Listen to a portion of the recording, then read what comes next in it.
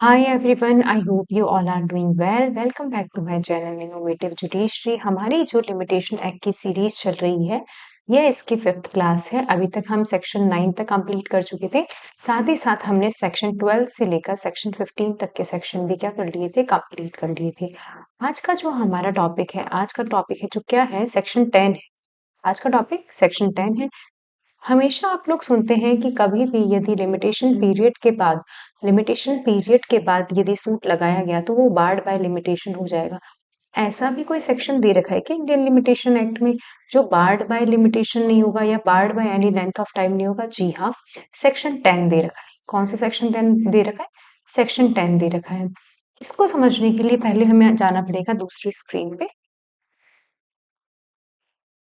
देखिए क्या होता है, सेक्शन 10 क्या बात करता है कि एक पर्सन है, ए नाम का, मान लीजिए उसने बी नाम के पर्सन को एक प्रॉपर्टी दी है एज अ ट्रस्ट। क्या दिया है? एक प्रॉपर्टी दी है एज अ ट्रस्ट। ठीक है। अब क्या होता है, और ये ट्रस्ट में जो प्रॉपर्टी दी है, इसने प्रॉपर्टी दी है विदाउट, ये वर्ड इंपॉर्टेंट है, विदाउट वैल्यूएबल कंसिडरेशन। कैसे दी है? Without valuable consideration. ठीक है। अब क्या होता है, ये जो ट्रस्ट की प्रॉपर्टी है, मान लीजिए स्कूल के रूप में एक ट्रस्ट प्रॉपर्टी दी है। अब जो बी क्या करता है, ये जो स्कूल से फंड रेज हो रहा है, क्या होता है, बी इससे पर्सनल यूज के लिए क्या खरीद लेता है? मान लीजिए एक कार खरीद लेता है, कार बाय कर लेता है। तो यहाँ क्वेश्चन बनता है कि ए इस बी के अगेंस्ट सूट कब तक फाइल कर सकता है? ये क्वेश्चन है। तो यही क्वेश्चन का आंसर सेक्शन 10 देता है कि यदि आपने किसी भी प्रॉपर्टी को क्या दिया हो, एज अ ट्रस्ट दिया हो विदाउट वैल्यूएबल कंसिडरेशन, तो ये जो सूट है, ये जो सूट आप लगाएंगे वो लेंथ ऑफ टाइम से किसी भी तरीके से क्या नहीं होगा, पार नहीं होगा। लेकिन कैसे दिया जाना चाहिए? विदाउट वैल्यूएबल कंसिडरेशन दिया जाना चाहिए। आई होप समझ में आ गया होगा। आ जाइए सेक्शन स्क्रीन। देखिए स्क्रीन पे क्या लिखा हुआ है, पढ़ते हैं। No suit against a person in whom property has been vested trust for any specific purpose. या तो उस पर्सन को प्रॉपर्टी दी है, या उसके एलआर को दी है, या उसके असाइनी को दी है। लेकिन कैसे दी है? Not being assigns for valuable consideration, जिस जो वैल्यूएबल कंसिडरेशन के लिए नहीं दी गई है। देखो मैंने लिखा भी है कि इंपॉर्टेंट वर्ड क्या है यहाँ पे, वैल्यूएबल कंसिडरेशन के लिए नहीं दी गई है।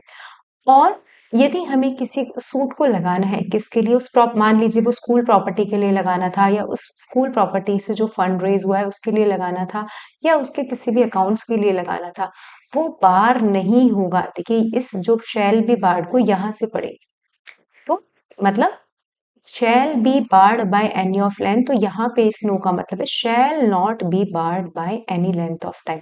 आई होप समझ में आ गया होगा कि कोई भी ट्रस्ट प्रॉपर्टी है जो ट्रस्ट में दी गई है विदाउट वैल्यूएबल कंसिडरेशन, उसके संबंध में किसी के अगेंस्ट यदि हमें क्या करना है, सूट फाइल करना है, तो वो सूट बार नहीं होगा उस किसी भी लेंथ ऑफ टाइम से। कैसे बार नहीं होगा? किसी भी लेंथ ऑफ टाइम से। अब इसने ट्रस्ट बता दिया कि ट्रस्ट क्या क्या हो सकता है। For the purpose of this section any property comprise in a Hindu, Muslim और बुद्धिस्ट रिलीजियस और charitable endowment shall be deemed to be property vested in trust for a specific purpose. और जो उसका मैनेजर है उसे क्या मान लिया जाता है? ट्रस्टी मान लिया जाता है। ठीक है, आई होप आपको समझ में आ गया होगा। आ जाइए एडिशनल पॉइंट देखते हैं क्या क्या लिखे हुए। Section 10 is one of those rare very statutory provisions which grant a total exemption for limitation for a particular suit. Right? पूरी तरीके से exemption दे दी ना limitation से। In brief, it provides that certain suit against a person in whom property has been stayed in trust for any specific purpose are not barred by any length of time, कि किसी भी time से क्या नहीं होगी, बार नहीं होगी। अब आ जाइए नेक्स्ट क्या लिखा हो, इसका एग्जाम्पल भी मैंने बताया है। फॉर एग्जाम्पल ए ने बी को स्कूल ट्रस्ट में प्रॉपर्टी दी, लेकिन विदाउट एनी वैल्यूएबल कंसिडरेशन। लेकिन बी ने क्या किया, जो मनी अर्न करी है ना स्कूल फंड से, उससे क्या खरीद ली? कार खरीद ली खुद के लिए। Even though a limitation to bring suit is given under section 3, but here A can institute suit against B at any time. His suit shall not be barred by any length of time. I hope आपको section 10 अच्छे से समझ में आ गया होगा।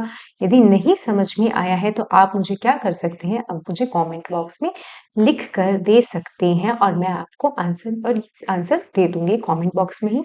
और यदि आप ऐसे ये जो पीडीएफ है बाय करना चाहते हैं लिमिटेशन एक्ट की, आप मुझे मैसेज कर सकते हैं। मेरा इनोवेटिव जुडिशरी नाम से क्या है, इंस्टाग्राम चैनल है। Thank you so much.